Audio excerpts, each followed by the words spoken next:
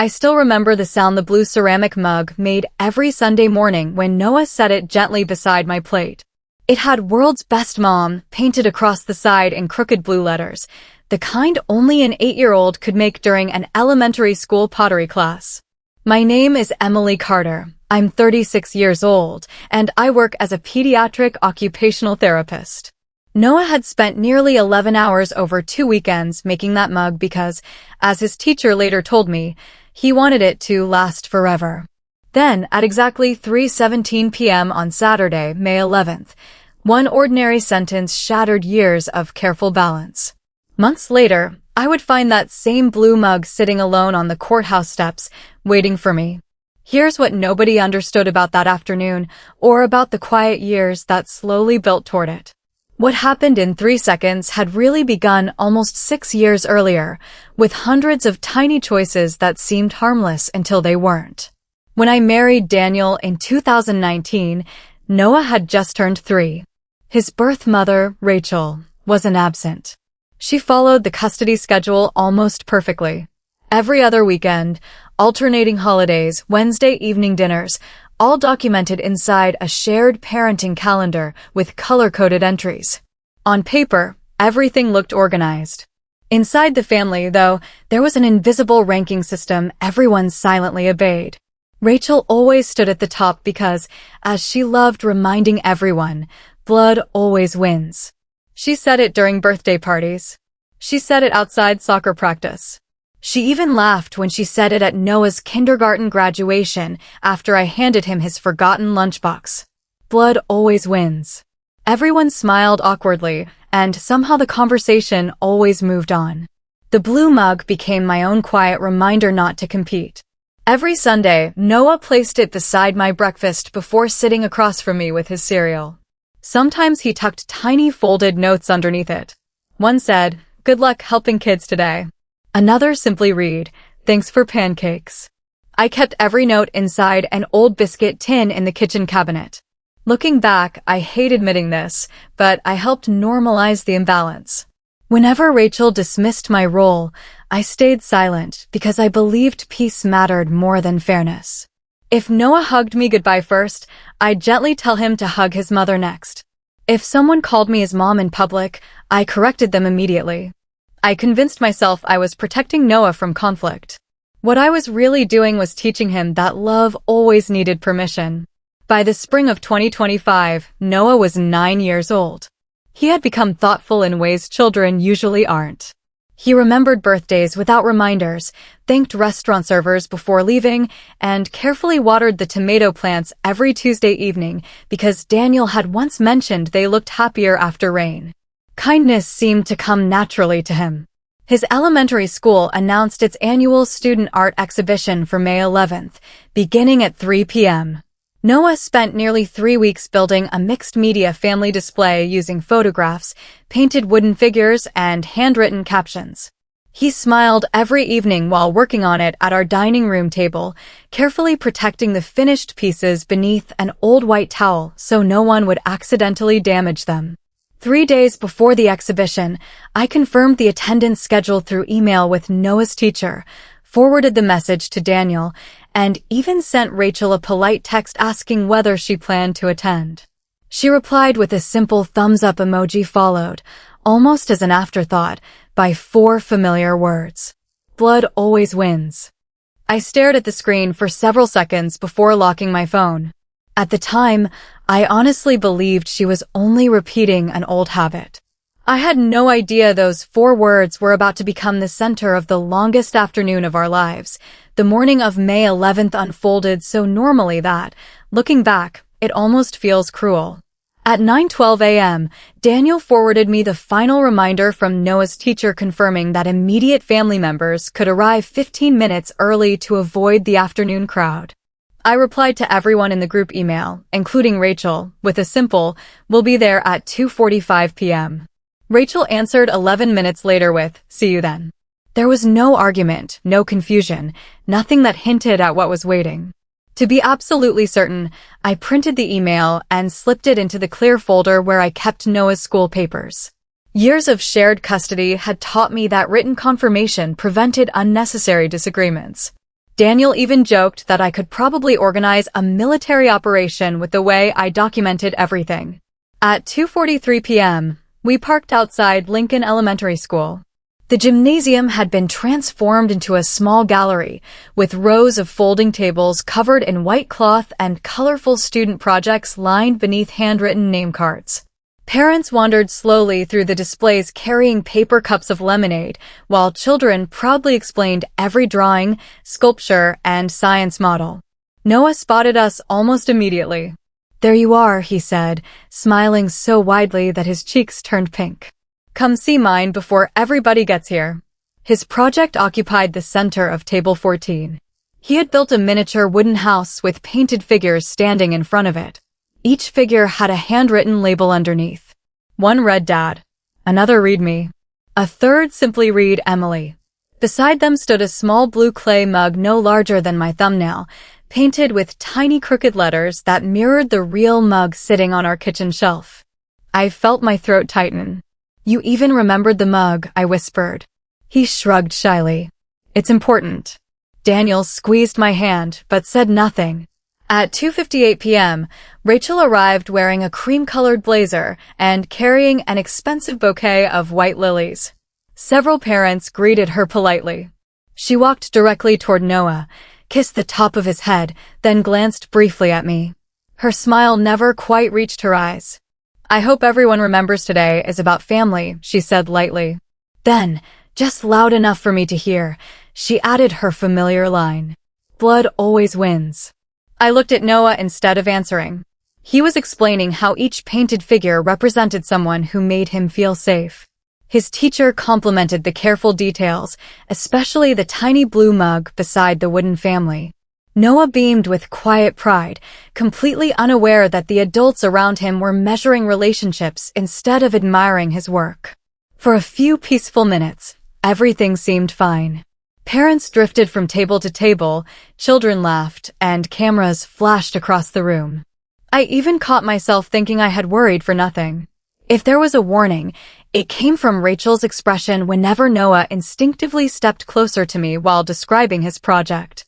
She noticed every small movement, every shared smile, every effortless moment that couldn't be scheduled by a custody agreement.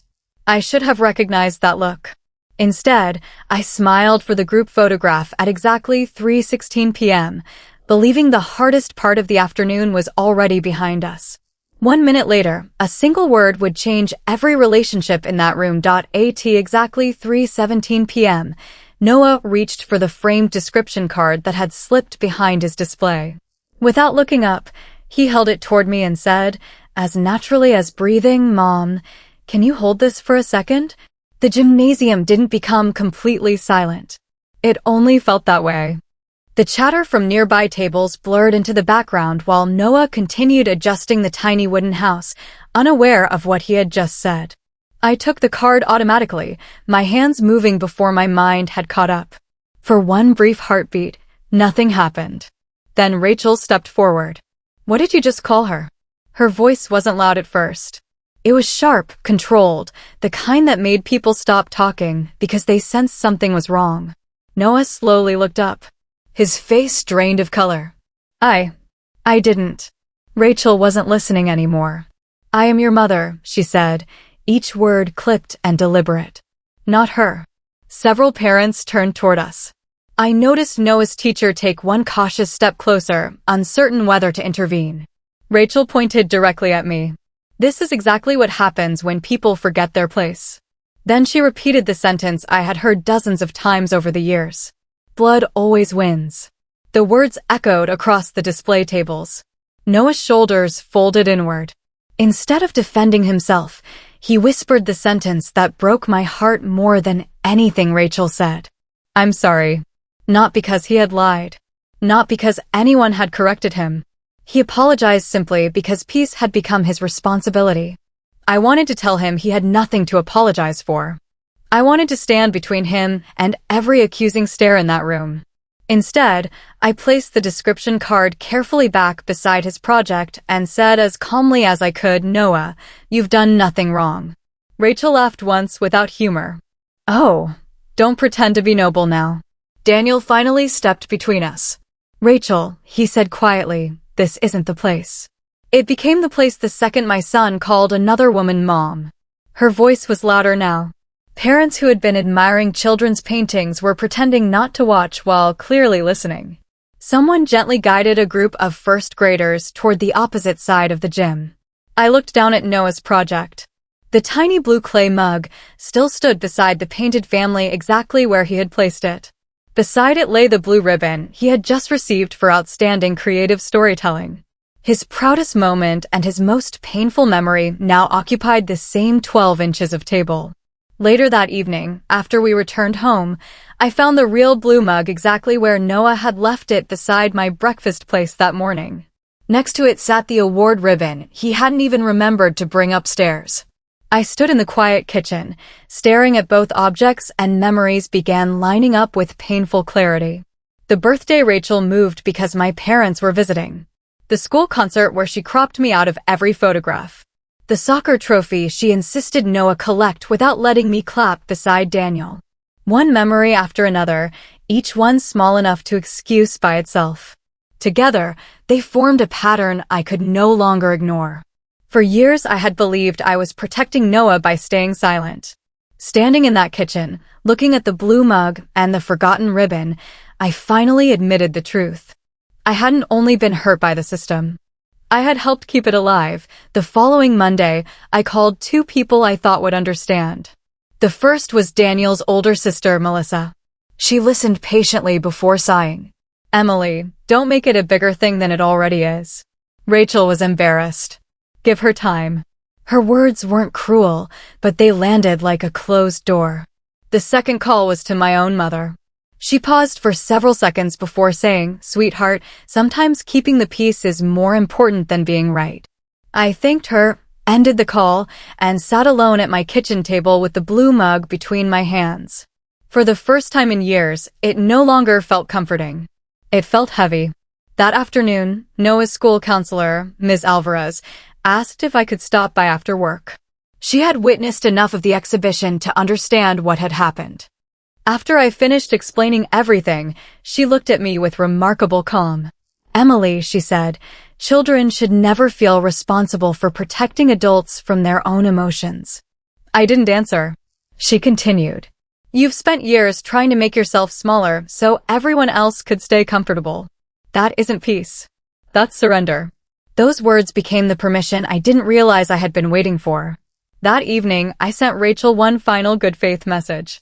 "I don't want Noah caught between us. We can attend future school events together, sit separately if that helps, and let him address each of us in whatever way feels natural. No pressure. No corrections. He deserves that freedom." For almost an hour, there was no reply. At 7:48 p.m., my phone vibrated. Rachel's message was only 4 lines. "Absolutely not. He is one mother. If you keep encouraging this, I'll revisit custody, speak to our relatives, and make sure everyone knows exactly what's happening. Blood always wins." I read it twice. Then I opened my messaging app to respond. My first draft read, "You care more about winning than you do about Noah." I deleted it. The second draft was even harsher. "You're the one teaching him to be afraid of love." I erased that one too. Instead, I typed exactly 23 words. "Everyone is welcome in Noah's life. My door will remain open whenever respect walks through it. I won't argue anymore." I pressed send. Rachel replied less than a minute later. "Do whatever you want." Oddly enough, those 4 words gave me more freedom than permission ever could. I stopped trying to earn a place inside a system built on rankings. Instead, I built a different space. 2 weeks later, we hosted a small celebration for Noah's Art Award in our backyard. There were folding chairs that didn't match, homemade lemonade, slightly burned hamburgers Daniel insisted on grilling himself, and 18 neighbors, cousins, teachers, and friends who cared more about Noah than appearances. Rachel received an invitation just like everyone else. She chose not to come. Months passed before she unexpectedly appeared at our front door one quiet Sunday morning. I answered, greeted her politely, and asked her to wait on the porch while I finished breakfast with Noah. For the first time, I controlled the pace instead of reacting to hers. When she finally came inside, the old tactics returned: first, guilt, blame, reminders of biology. None of them worked. Eventually, her voice softened. She asked one honest question. Does he really love you that much? I told her this had never been about choosing between mothers. If anything was going to heal, it had to begin with Noah, not with me. I stepped into the backyard and left the two of them alone. What they said to each other that morning belongs only to them. I know tears were shed. I know apologies were offered. I know Noah walked back inside looking lighter than he had in months. That was enough. A year later, our Sundays look different. The blue mug still sits beside my plate every morning. Now, Rachel joins us for breakfast once a month. The first time she quietly washed that blue mug before placing it back on the shelf, she didn't say a word. She didn't need to. Noah, now 10 years old, introduces me without hesitation. This is Emily, he'll sometimes say with a smile. Other times he simply says, this is one of my moms. No one corrects him anymore. The blue mug was never proof that I replaced someone else. It became proof that love cannot be assigned by title, counted by blood, or controlled by fear. The strongest families aren't built by the people who insist on being called mom. They're built by the people a child chooses to call home.